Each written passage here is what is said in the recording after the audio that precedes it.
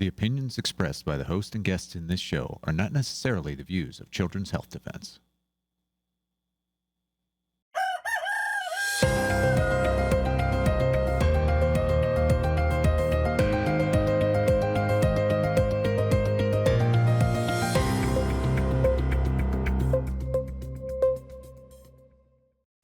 Good morning, CHD. Welcome to Pediatric Perspectives, where we are looking at children's health challenges from a different perspective, one that includes critical thinking. We are not afraid to ask tough questions, nor to tackle topics in a way that you may not be used to hearing on any mainstream medicine program or TV channel. I have back with us today Dr. Larry Palevsky, my favorite pediatrician. Hi, Larry. Welcome back. Hi, Paul. It's great to be here. Can't wait to do this discussion. Yep. Today we are going to cover depression, anxiety, ADHD in kids. We'll probably expand on that some more into some other areas. This is something that when I was in practice, and I just retired in 2022, over the last decade or two of my practice, I was seeing more and more and more ADD and ADHD. I had a partially vaccinated population. You have a largely unvaccinated population. I'm wondering what your experience was in terms of seeing a lot of ADD, ADHD, anxiety, and depression in kids. And were you also seeing more over the years? Yeah, Paul, I work with a lot of unvaccinated kids, and I work with children who have been vaccinated, and parents are pretty convinced in their experience that those kids have been vaccine injured. And there's no doubt that when you look at the diagnosis of anxiety, depression, ADD, ADHD, social awkwardness, even neurodevelopmental disabilities, more kids have been vaccinated than not. And, you and I have been looking at this for several decades, and you were brave enough to publish that and see it. I see it on the ground without publishing it at all. There are a number of people who believe that ADHD is a made-up diagnosis. And in fact, we've become so diagnosis crazy that we've probably gone overboard in naming, oh, that's an ADHD kid, or that kid has ADHD, and then the parents start getting the diagnoses. So everybody's in love with a diagnosis. But we have had a number of factors in our culture over the last 5 to 10 years that has increased anxiety and depression and ADHD-like symptoms having nothing to do with vaccinations at all. And besides, the literature that shows that, food sensitivities and food allergies and the effects of dyes, preservatives, additives, and food colorings on optimal brain function can be very significant. We've also seen increased understanding of mold in the environment, parasitic infections in the environment, tick-borne illnesses in the environment, nutritional deficiencies that all contribute to a much more anxious and depressed state.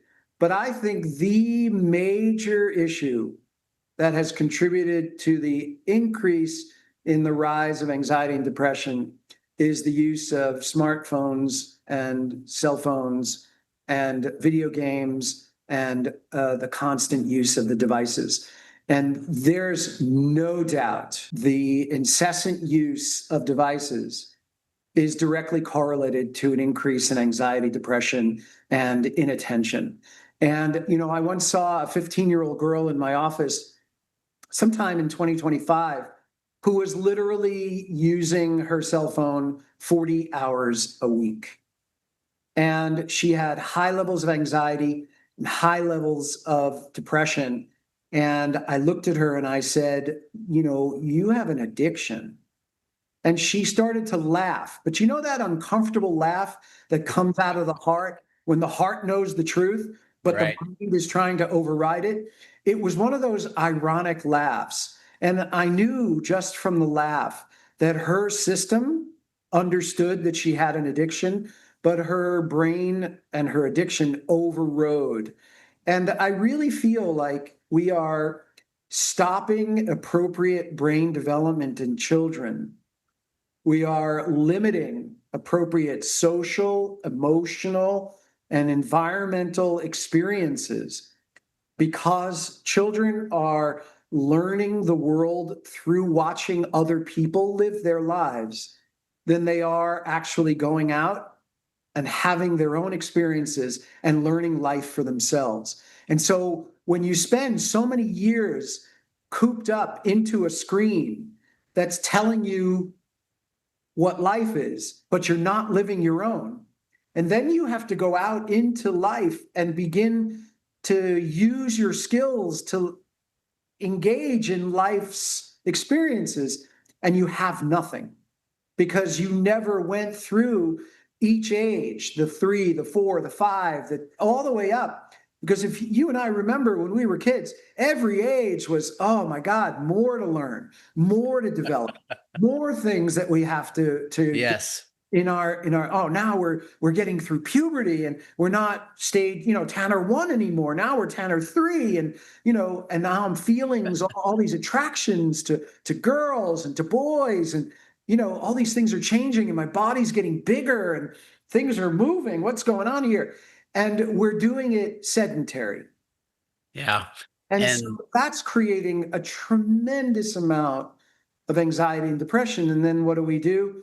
The Hegelian dialect, Paul. There's a problem that's created. We react to it by saying, oh my God, this is terrible. And then the very people who created the problem have the solution. for you. And of course, the only solution is medication, right? According to the system, you're absolutely right. Larry, I gotta tell you, when you were talking about your young lady that had 8 hours a day, 40 hours a week of screen time, I just read something this past week that 8 hours a day is the average now for school age kids. Mhm. That should be horrifying if you really think it through. And as you outlined, how devastating that is on your ability to develop a sense of your own self. Right. And you and I have watched through the years, and especially with what happened with COVID, how powerful programming is in changing how people think and even react in their world. And think about the fact that screen time is programming our kids' brains and how they think, and you have no say in it as a parent, which should be pretty scary. Yeah, Paul, I can't agree with you more. And I will go so far as to say that it's not only programming, but it's stopping your children from thinking. Right. Right. And so, again, the children are watching other people live their lives and not living their own. Yeah. And what ends up happening is the children become programmable for life. And so because they're not having experiences to learn things, they now have to rely on an outside source to tell them what's true. And the muscles that would be developed through experiences to know how to critically assess, to know how to weigh the options for making a decision, were never developed. So you're literally getting atrophy of brain development. And so what I'm watching in kids, Paul, is this blank stare when you ask them a question that can't be answered in the phone. So the kids are losing the ability to engage and have conversations and debate because they're not going outside of what the phone is telling them is true. And that's dangerous. It's not just the kids. Even I was visiting my dad, helping him move from independent living to assisted living, and he and his wife would spend every evening minimum 2 hours, usually 2 to 3 hours, just watching news. And of course, I learned in the COVID era, actually before that, but that the news was just whatever they're being fed. Those folks are reading teleprompters and they're all saying the same thing. And so, but what I saw was, my dad and his wife these were activists in the civil rights movement, and very engaged and very capable critical thinkers, and somehow they've lost it also. Right. And so we have a lot of adults who are also affected by this massive constant input. Right. I mean, you said massive input, and that input is meant to create a lull and a fog and an addiction. And so, anybody who understands how the brain works and how the brain develops knows that as long as you have increased addictions and as long as you have increased habitual behavior, and as long as you're looking for thrills, and as long as you're looking for excitement, you diminish brain development. Period. Not my opinion, just right out of the science. And so you remove emotional development. And what we're seeing even in the adults and certainly in the kids is in the adults, you're seeing a regression of emotional quotient, EQ. And then you're seeing in the kids a lack of development of EQ. So what you're getting is kids who are smart. Great. Okay, you're smart, but your IQ means nothing to your ability to live life, because you have to be able to get through life with an emotional quotient. And this is how they're creating the transhumanism. This is how they're creating the ability of a larger body of governance. And I use the word governance in italics because it's not really governance, it's control. Oh. And they're basically taking you over so that they can do whatever they want, pass whatever quote unquote laws, whatever ordinances, whatever regulations, and you won't know because you won't have the wherewithal to pay attention because your head is in your butt, and you won't be able to have an emotional response to something because it won't affect you because you never developed the emotional diversification to actually know when something is not right for you. And so the anxiety and the depression come from paralysis. And just yesterday, Paul, I was working with a 13-year-old boy who is addicted. And in order to get out of the addiction, there are 4 things that must happen. And if you watch this, it's how toddlers develop, right? Toddlers develop. They get out of their panic. They get out of their addictive brain. They get out of their fear by going into the unknown, by going into uncertainty, by being curious, and by getting the sense that they're in a safe enough environment to have an experience. And what's happening with the kids who have increased anxiety and increased depression and unable to sit still and OCD behaviors is they are afraid of the unknown. They're afraid of the uncertainty. They have to have the answer before they actually go through the process. They have to have everything laid out for them before they will go through the process. They've lost their curiosity and they don't feel safe.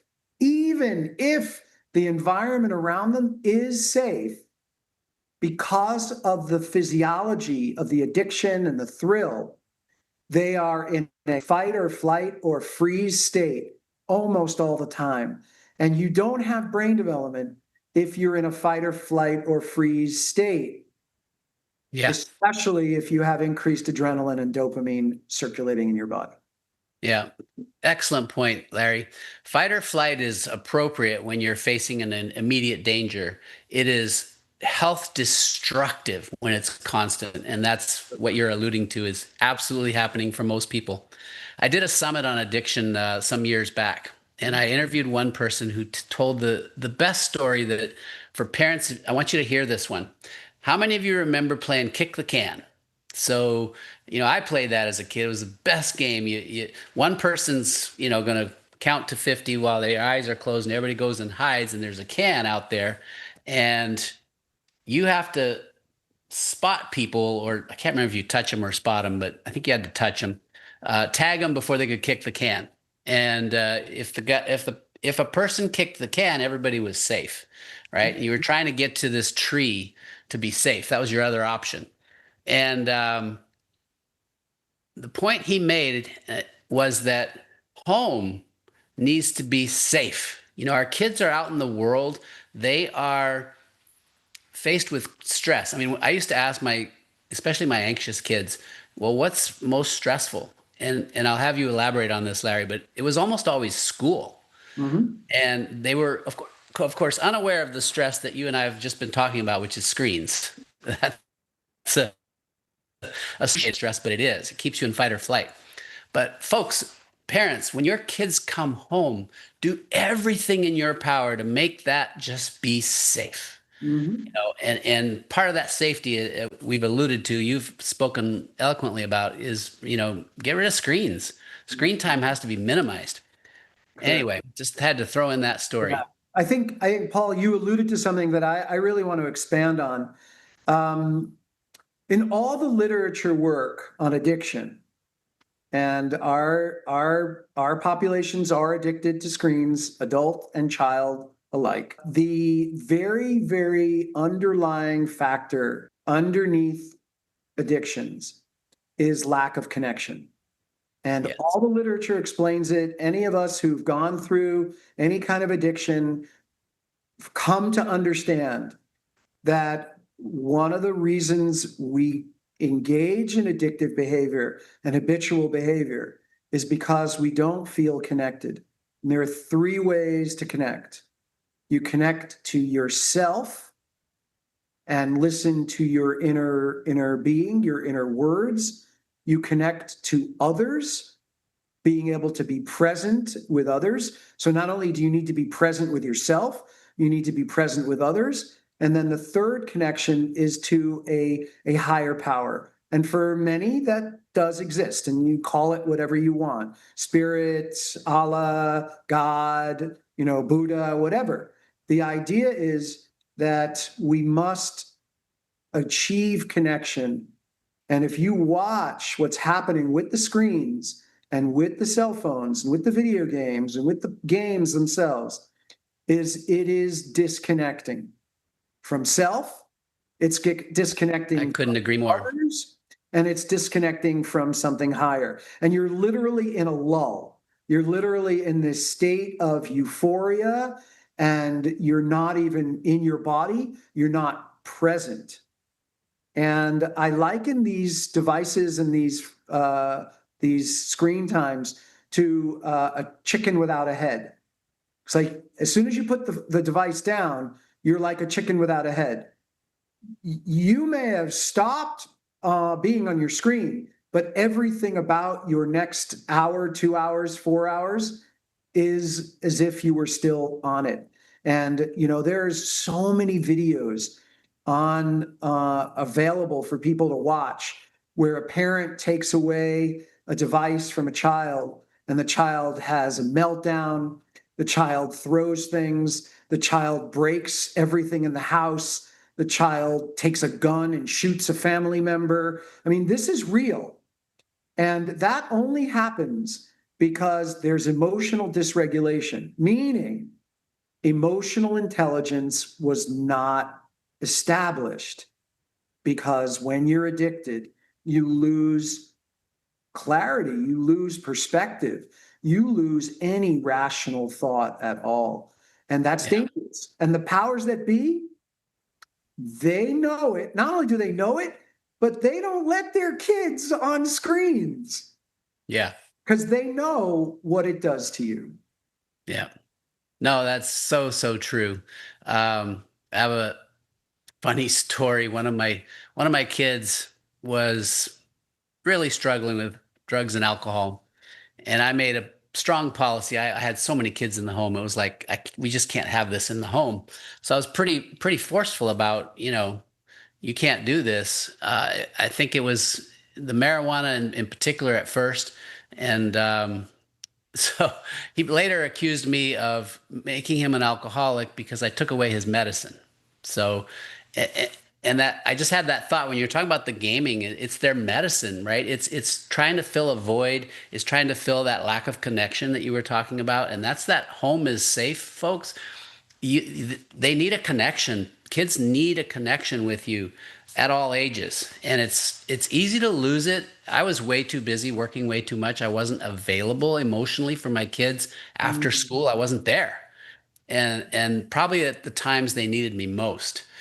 So it's just something to really think about. I have another kind of a funny anecdote. I was in college, went to visit my grandfather, who was a minister. Sweet man, lovely man. We're sitting down. He says, "Paul, I'm not worried about your IQ. I'm worried about your SQ." That spiritual quotient. Right. And he was spot on. I had that nervous laugh that you talked about. I had completely lost track of anything spiritual, lost track of my own soul. And in fact, that only got worse as I got more busier into medicine. Thank God I had a massive crisis. I won't talk about it here, but everything fell apart, including losing my license over things that happened. And but it woke me up, and I got back in touch with my soul and connection, right? And connection's so beautiful, so important. Right. Paul, thanks for sharing a personal story because, as you and I know, when we're working with families, personal stories really mean a lot to people rather than if you're giving these esoteric theoretical examples. So, anytime that we can share our personal experiences without, divulging too much, we do make an impact on other people. I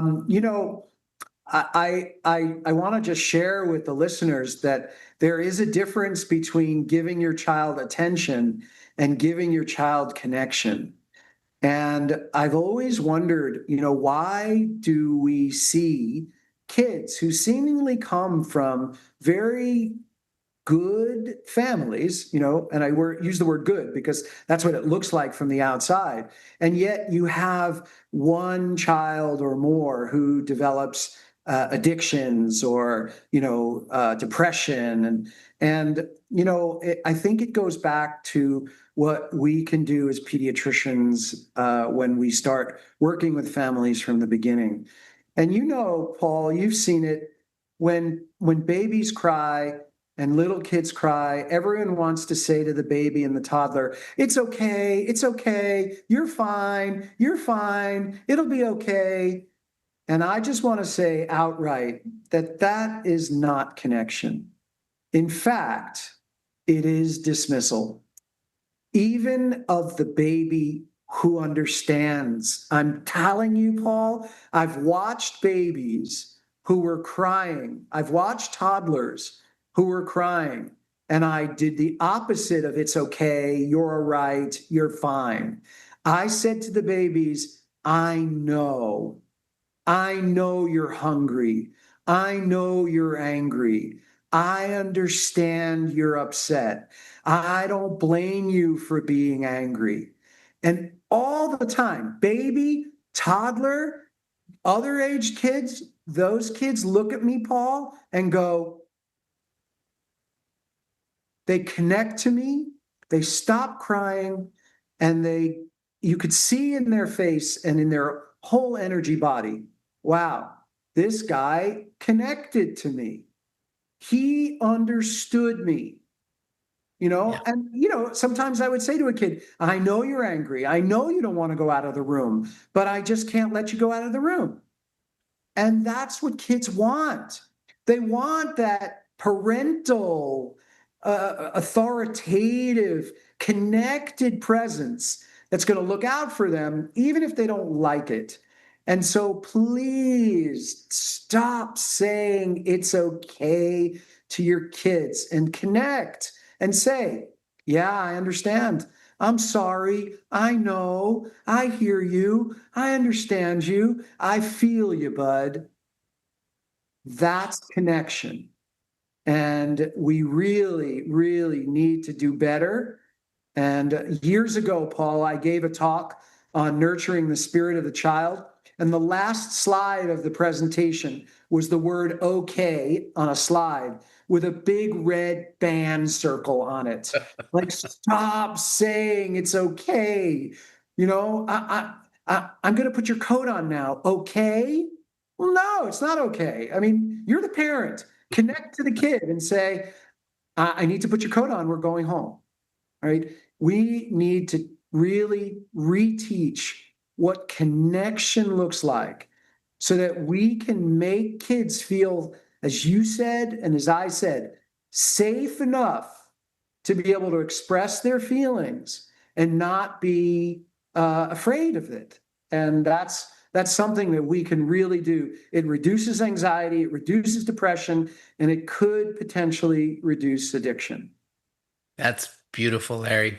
Yeah, my partner Dee Dee, you know her well. She has a niece who had a similar situation, and they were raising her, and I think her partner then was saying, "You're okay, you're okay," and the niece goes, "I'm not okay," and it was like you have to validate where they're at, right?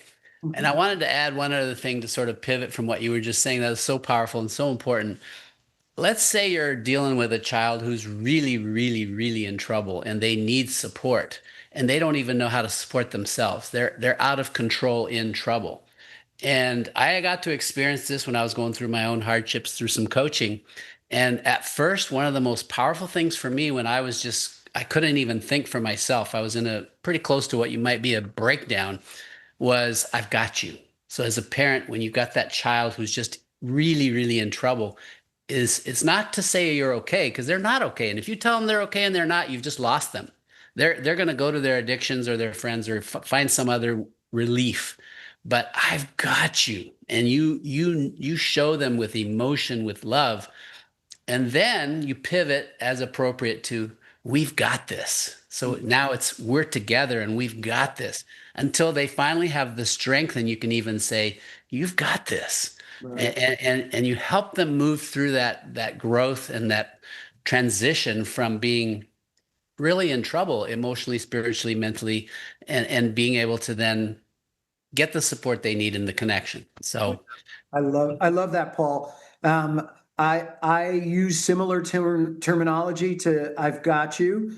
My favorite thing to say is "I'm right here." mm, I'm right here. I love Right? that. Presence and connection. I'm right here. I'm here with you. I'm here Mhm. for you. I'm right here. Yeah. And the other thing that I want to say, and Paul, I know you're going to love this one. Um, Please stop over talking to your kid in the moment that they're in their distress.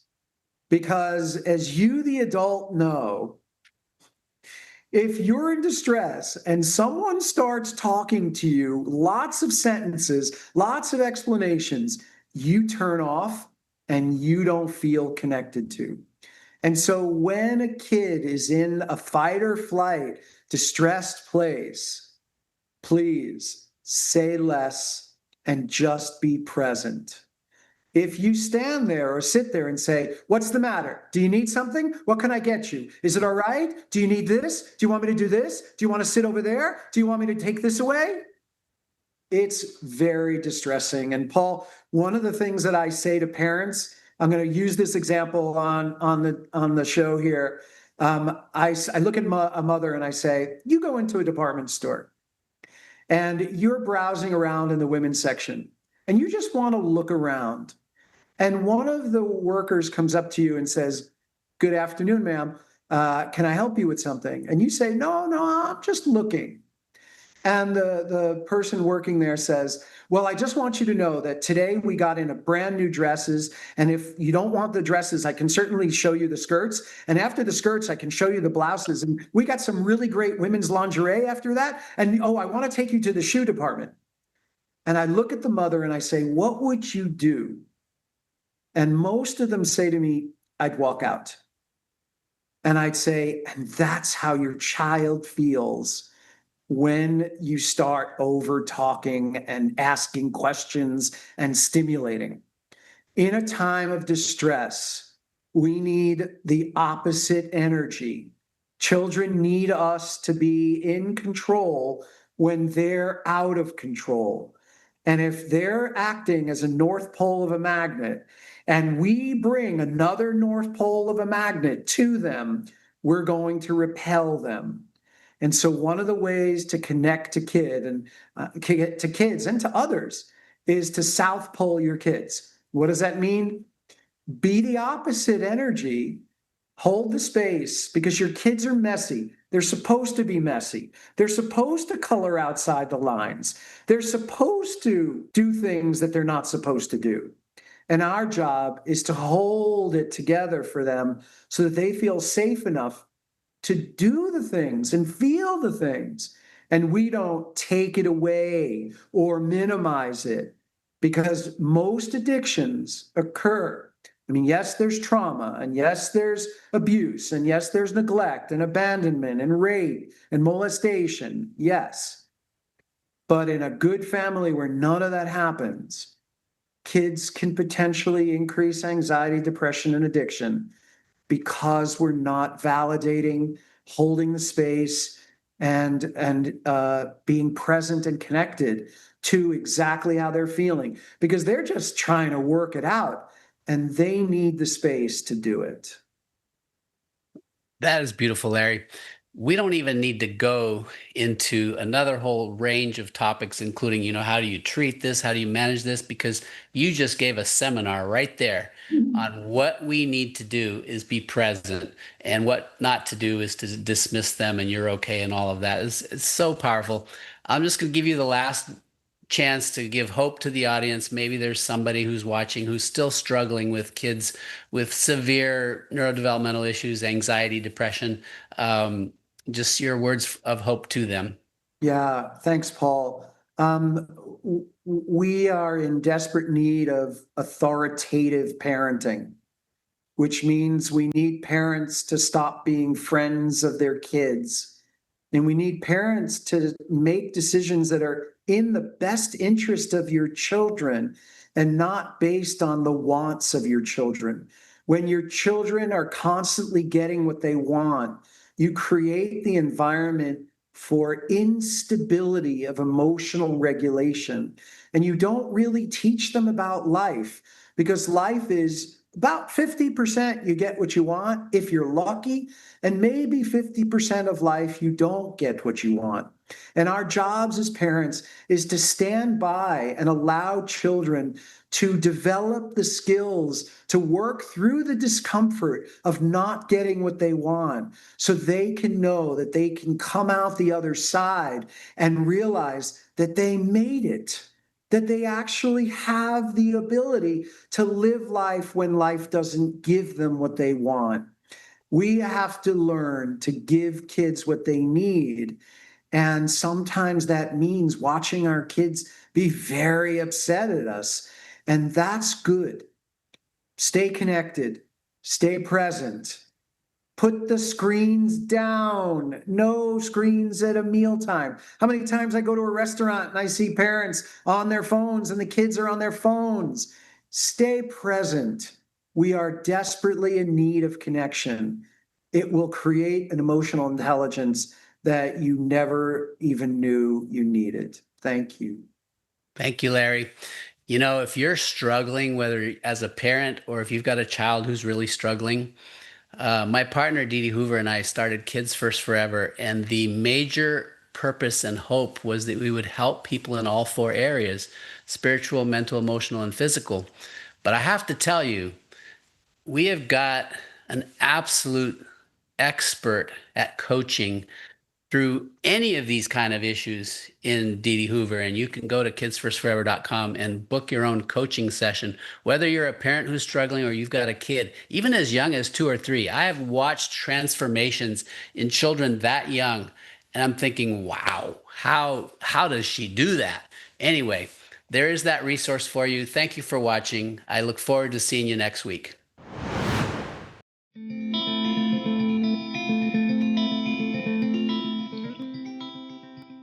My name is Angel LaPointe.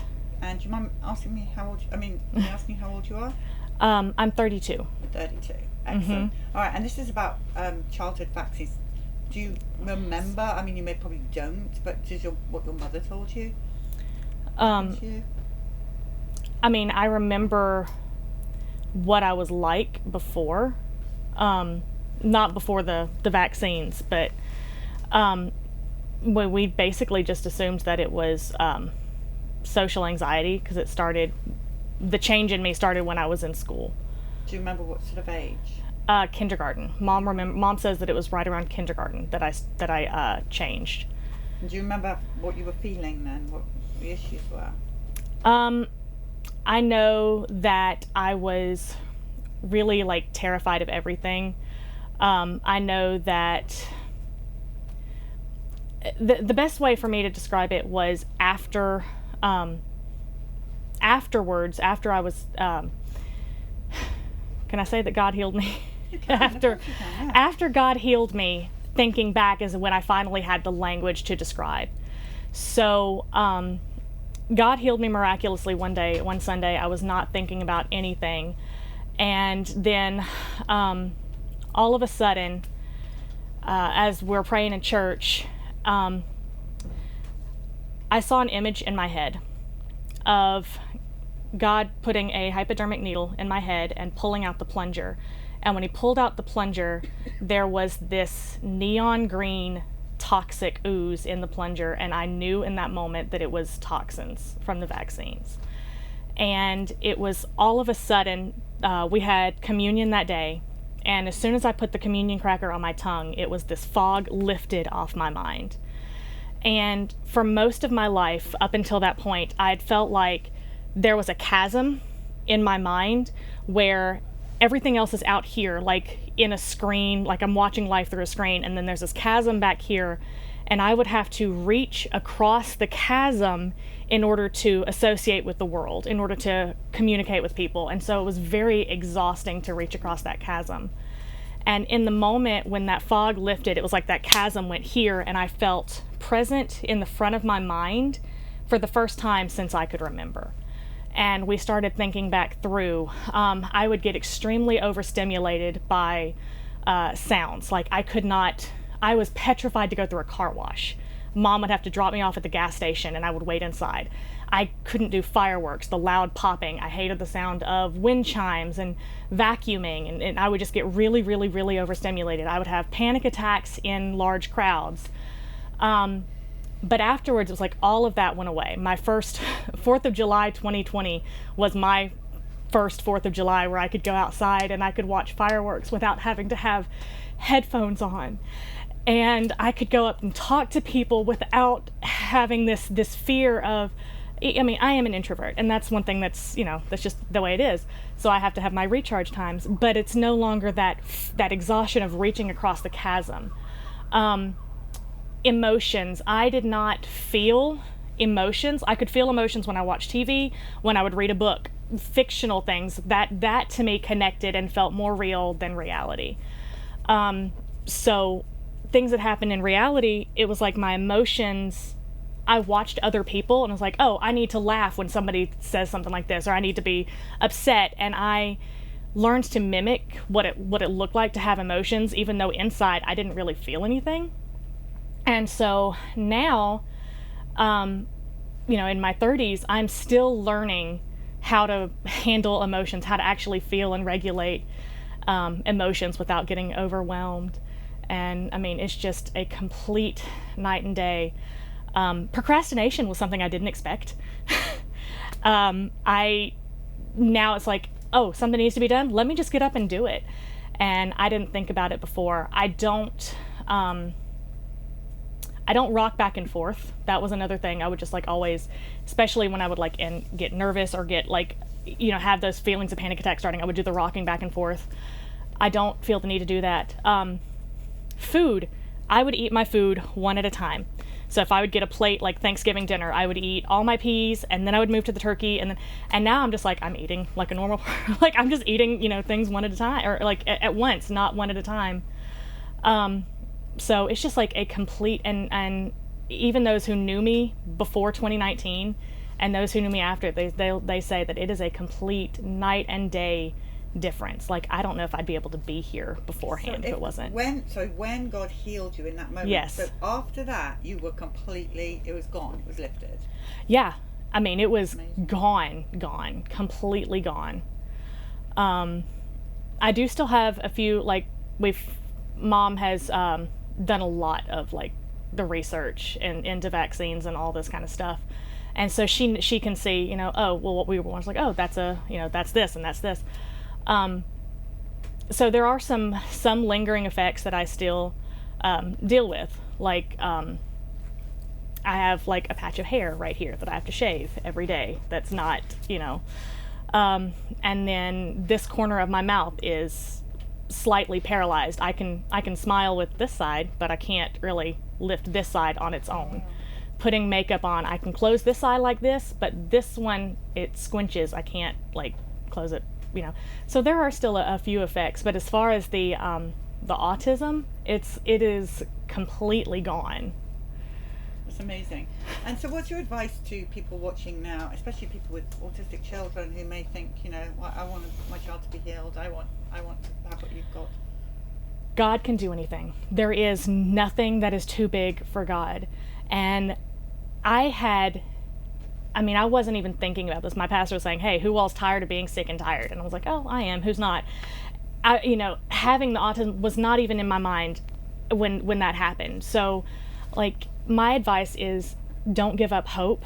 You hold fast to the promises that God has told you about you and about your child.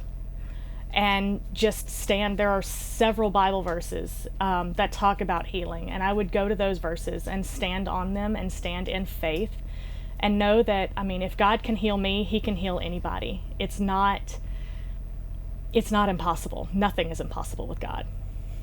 It's a wonderful, wonderful testimony. Is there anything else you want to add to this? I do want to say that I have seen, and it kind of makes me angry when it's like, well, autism is not a disease, it's a superpower. And as somebody who understands what it was like to be trapped in my mind, actually, I'm an author, and so in my next book, I've got a character that has that being trapped in her mind, and revisiting that is just really painful in a way I didn't expect. But the creativity, it is a different, there are certain things that have a different way of thinking. And I've heard people say, well, if they're cured of the autism, if the autism is healed, then will they lose this spark? And I will say that my writing and my creativity has only increased since I've been healed. It did not diminish, because now I have the vocabulary and the words to describe what I was seeing in my head but couldn't get out of my mouth. And so that, that's been a big difference too. Vaccines, what's your thought on vaccines? My thought on vaccines is I absolutely can't stand them, because I know what this was like, and I'm like, I can't go back there. And I'll even have nightmares where I will have arguments with people in my dreams, and I'm like, well, this is not true, and blah, blah, blah. And I'm like, no, I have firsthand experience. I know what it's like, and there is nothing. You cannot convince me to ever get another shot. I will never vaccinate my own children when I have them, because the risk is too great. The risk is just too great. And there is no disease on earth that is worth locking your child in their own mind without a way to communicate. To me, that's a fate worse than death. Thank you. This and all CHD TV programming is made possible by generous support from viewers like you. Please consider making a contribution today to keep our programming going strong. Thank you.